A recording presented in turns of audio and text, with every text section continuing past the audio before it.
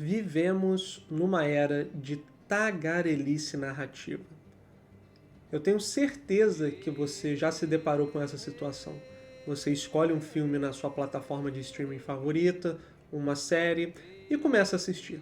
O conceito te prende, o livro, o filme, a série, enfim, começa a te engajar com os primeiros episódios, mas uma coisa sempre te afasta.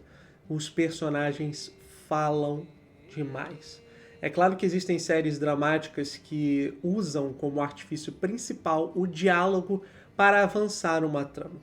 Mas na maior parte das vezes, parece que hoje em dia, como método de estender artificialmente a duração de uma série só para forçar com que você continue pagando sua mensalidade, que é, entre aspas, barata, mas que no longo prazo acaba saindo muito caro, parece que é justamente um meio deles te forçarem a continuar progredindo numa obra que por si só não vale a pena. É por isso que eu gosto de falar desse termo, tagarelice narrativa. Os roteiros contemporâneos parecem sofrer de uma compulsão explicativa, onde cada emoção precisa ser verbalizada, cada motivação é explicitada através de diálogos que soam como manuais de instrução psicológica. Os personagens falam demais, explicam-se em excesso e nessa verborreia desenfreada, paradoxalmente, dizem cada vez menos. É como se tivéssemos esquecido uma das lições mais fundamentais da arte narrativa, que o silêncio pode ser mais eloquente que 1000 palavras. Ludwig Wittgenstein, em seu Tractus Lógico-Filosóficos, encerrou sua obra com a célebre proposição: sobre aquilo de que não se pode falar, deve-se calar. Esta máxima, aparentemente limitadora, revela-se profundamente libertadora quando aplicada à construção de personagens. O silêncio, diferentemente do que muitos pensam, não é ausência de comunicação. É comunicação em sua forma mais destilada, onde cada gesto, cada olhar, cada pausa carrega o peso de mundos não expressos. Sérgio Leone compreendeu isso magistralmente ao criar Blonde, ou seja, o loirinho, em Três Homens em Conflito. Interpretado por Clint Eastwood, esse personagem se tornou um arquétipo cinematográfico precisamente por sua economia verbal. Blonde não é apenas lacônico, ele é estrategicamente silencioso, e nesse silêncio reside sua força narrativa mais poderosa. Quando finalmente fala, suas palavras adquirem um peso desmedido, como gotas de chuva em terra árida. Para entendermos como o silêncio é aplicado em narrativas, precisamos dividir esse estudo. Então a primeira parte poderia ter o título de A Economia Dramatúrgica do Silêncio. Vamos lá. Ernest Hemingway desenvolveu sua famosa teoria do iceberg, segundo a qual o verdadeiro significado de uma história deve residir em sua parte submersa, não explicitada diretamente no texto. A parte submersa, dizia ele, sustentará a parte visível. Esta técnica encontra sua perfeita manifestação cinematográfica na figura de Blonde. Seus longos silêncios não são vazios, são carregados de intenção, história e caráter. Observe a sequência inicial do filme, onde Blonde e Tuco executam seu ardil de captura e salvamento. As palavras são mínimas, quase funcionais. É através dos gestos calculados, dos olhares medidos e dos silêncios carregados que compreendemos não apenas o esquema em si, mas a complexa dinâmica entre os dois homens. Blonde não precisa explicitar ou explicar sua astúcia. Ela se revela na precisão milimétrica de seus atos. Susan Sontag, em Contra-Interpretação, argumentava que a arte de hoje é uma nova forma de silêncio. Leone antecipou essa reflexão no cinema, criando em Blonde um personagem que comunica através da ausência, que se define pelo que não diz, tanto quanto pelo que eventualmente revela. Existe uma outra parte também que é muito interessante de se estudar, que é o poder mitológico do homem silencioso. Carl Jung identificou no homem silencioso um dos arquétipos fundamentais do inconsciente coletivo. Figuras como Odisseu, em seus momentos de contemplação estratégica, ou mesmo o Cristo dos Evangelhos, com suas enigmáticas parábolas entremeadas de pausas reflexivas, exemplificam como o silêncio pode conferir dimensão mítica a um personagem. Blonde opera nesta tradição arquetípica. Seu silêncio não é passividade, é atividade concentrada. Quando ele observa Angel Eyes torturar o soldado confederado em busca de informações sobre o ouro, sua expressão impassível comunica volumes sobre sua natureza moral ambígua. Não há necessidade de um monólogo interno explicativo. O silêncio contemplativo diante da crueldade revela um homem que compreende a natureza do mal sem necessariamente condená-la ou abraçá-la completamente. Joseph Conrad escreveu que palavras, como vidro, escurecem quando há muitas delas. Ou seja, Leone parece ter internalizado essa lição. Em Três Homens e um Conflito, os diálogos são raros e precisos como tiros. Quando Blonde finalmente confronta Angel Eyes no cemitério, suas poucas palavras são: dois tipos de gente no mundo, meu amigo. Aqueles com a corda no pescoço e aqueles que cortam a corda. Essa frase acaba adquirindo força de aforismo, de verdade universal destilada pela parcimônia verbal. Marcel Proust observou que as verdadeiras descobertas consistem não em procurar novas passagens, mas em ter novos olhos. O silêncio de Blonde força o espectador a desenvolver esses novos olhos, a ler nas entrelinhas gestuais e nas pausas significativas. Esta técnica cria um nível de engajamento que os diálogos explicativos jamais conseguiriam alcançar. A célebre sequência do duelo triplo no cemitério é uma aula maestral em construção de tensão através do silêncio. Durante longos minutos, os três homens se observam, se posicionam, calculam. Não há palavras, apenas o farfalhar do vento, o ranger dos ponchos e o peso palpável da expectativa. Cada microexpressão de Eastwood comunica volumes sobre a mente calculista de Blonde, sua avaliação das chances e sua estratégia silenciosa. Os filmes hoje em dia parecem não sopesar muito bem esses momentos que são importantes, momentos de tensão. É lógico que diferentes personagens vão reagir de diferentes formas a diferentes situações, mas na maior parte das vezes, quando uma situação que coloca em risco ou que é muito importante do ponto de vista da carga emocional que ela carrega para a narrativa, para a relação que aquele protagonista tem para com outros personagens e para com a trama, na maior parte das vezes é comum que o personagem precise de um tempo para pensar. E parece que as séries, ao desperdiçarem isso em prol de um ritmo acelerado, fazem com que simplesmente nós não tenhamos qualquer tipo de empatia pelo personagem. Então, para a gente, é mais como se fosse, ok, isso daqui é só um manequim que está reagindo às coisas que acontecem ao seu redor, mas a reação dele não é destilada, ele não tem tempo de reagir. Logo, nós não acreditamos no que ele reage, da maneira como ele reage. Anthony Artaud, em seu Teatro da Crueldade, defendia que o teatro deve nos ensinar que o grito não é mais intenso que o gemido e que talvez haja mais intensidade humana e verdade mágica numa expressão sutil e retida do que num gesto que despedaça o ar. Leone aplicou esta filosofia também ao cinema. Primeiro, na maneira como ele dirige as cenas, mas do ponto de vista de escrita, o nosso principal meio através do qual podemos reconhecer uma boa escrita, uma boa narrativa, são os diálogos. E os diálogos são sucintos.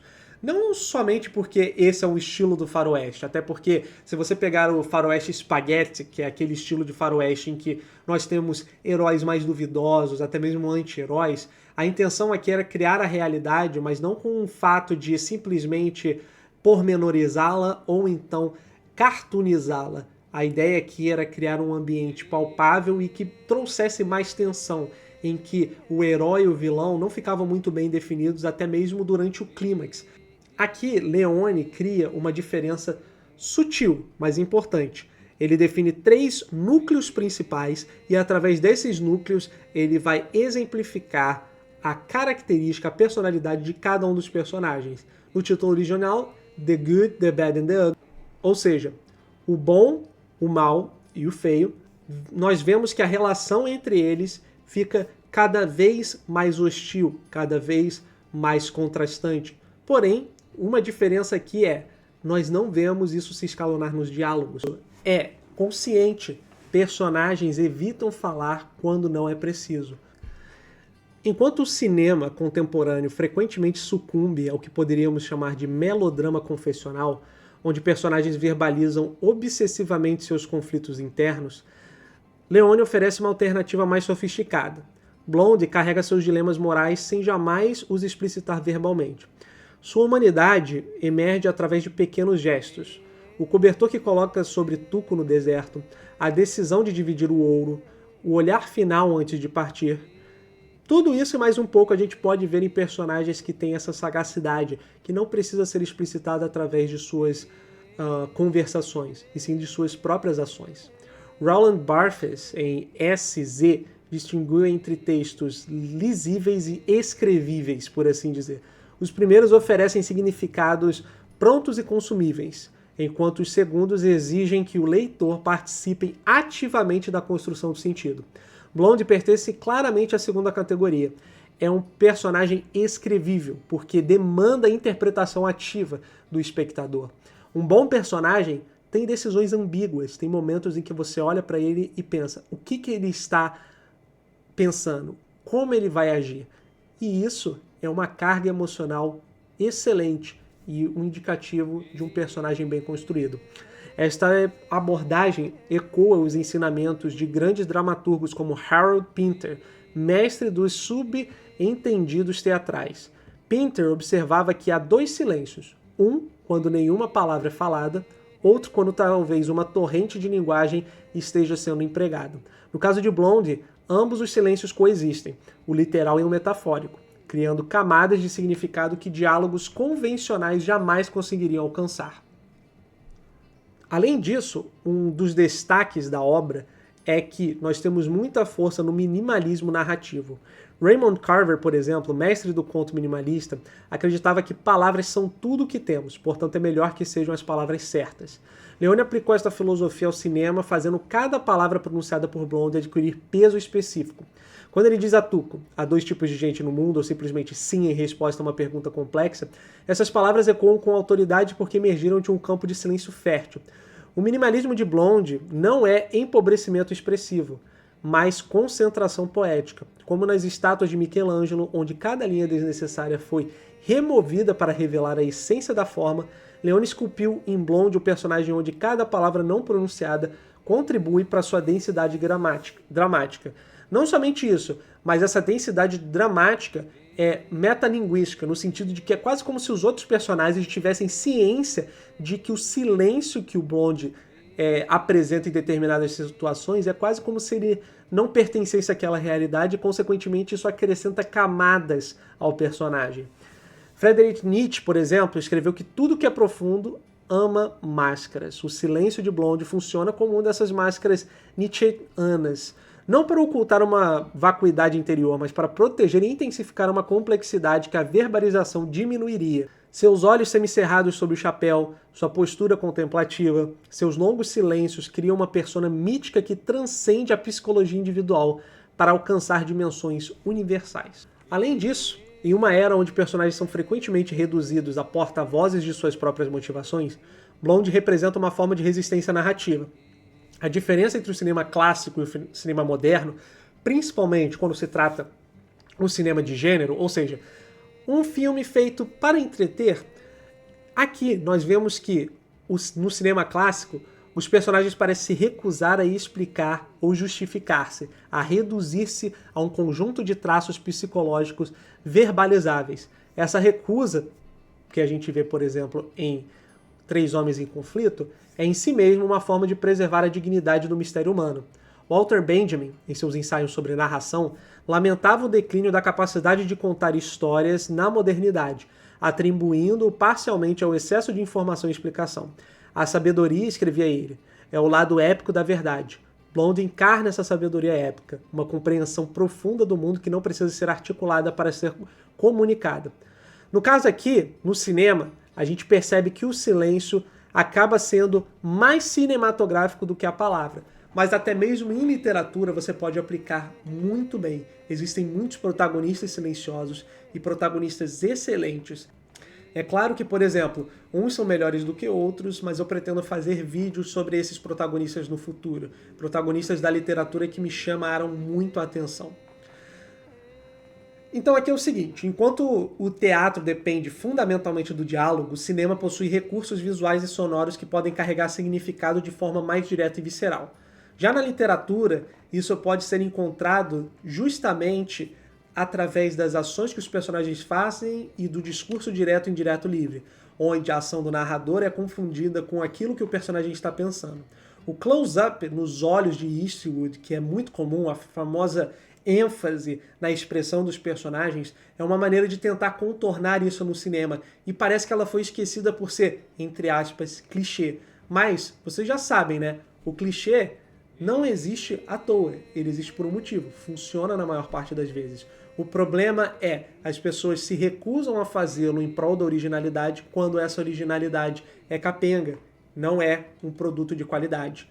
Então, aqui nós conseguimos ver claramente a diferença entre o personagem protagonista interessante, que não precisa falar sobre o que ele vai fazer, o que ele sente para tornar a narrativa interessante. As suas próprias ações já são suficientes para nos mantermos engajados.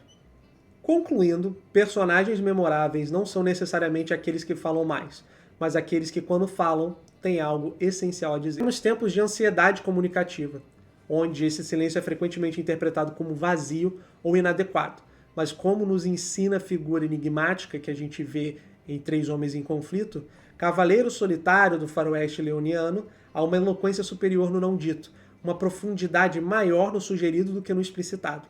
Em seus silêncios carregados de intenção, encontramos não a ausência de significado, mas sua concentração máxima. O cinema precisa redescobrir essa coragem do silêncio, essa confiança da inteligência do espectador, essa fé na capacidade da imagem e do gesto de comunicar verdades que a palavra só conseguiria diminuir. Pois no final, como nos ensina o homem sem nome do faroeste italiano, os grandes personagens não são aqueles que falam sobre si mesmos, mas aqueles que, em seu silêncio profundo, permitem que sejamos nós a falar sobre a condição humana, seja através da literatura, através do cinema e de outras mídias. O importante é procurarmos evoluir nesses aspectos. Espero que tenham gostado e eu vejo vocês em breve para mais um vídeo. Até mais!